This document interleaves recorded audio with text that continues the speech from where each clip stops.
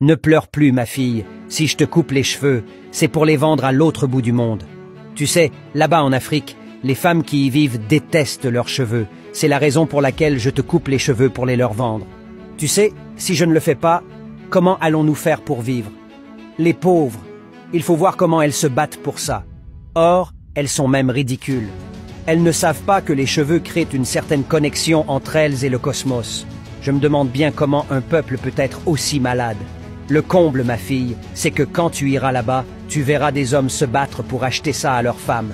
J'ai tout vu sur cette terre, j'ai fait le tour du monde, mais je n'ai jamais vu un peuple qui se renie jusqu'à renier ses propres cheveux.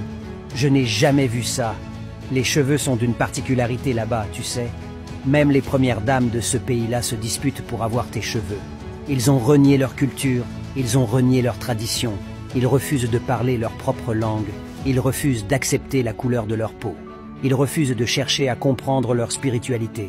Ils sont là, tranquillement assis, ils attendent tout. Ils attendent qu'un messie vienne les sauver. Ils attendent qu'on leur envoie du riz alors que le blé est cultivable chez eux. Ils attendent qu'on leur envoie des vêtements alors que le coton pousse sur leur terre. Ils se servent du droit des autres peuples pour gérer leurs litiges, alors qu'ils ont leur propre théorie du droit. Ils véhiculent la pensée des autres peuples dans leur système éducatif, alors que chaque peuple a sa propre pensée.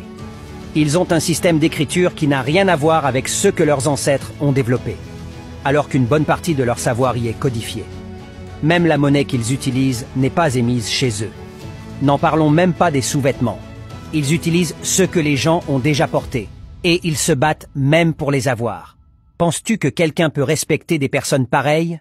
C'est-à-dire que j'utilise mon caleçon jusqu'à ce qu'il soit déjà bien abîmé, et toi tu te bats pour le récupérer, et après tu veux que je te respecte? Quand je vais là-bas pour leur vendre tes cheveux, je n'ose pas souffler mot, car si je leur dis la vérité, nous ne mangerons plus, puisque ce sont nos meilleurs clients. En plus, ils n'ont qu'à se battre par eux-mêmes pour s'en sortir. Ils n'ont pas encore compris que la vie est une jungle dans laquelle les plus forts et les plus rusés vivent aux dépens des ignorants. Bref, s'ils veulent qu'on ne se moque pas d'eux et qu'on les exploite correctement, ils devront prendre conscience par eux-mêmes. Aïe, j'avais oublié, ils attendent le Messie.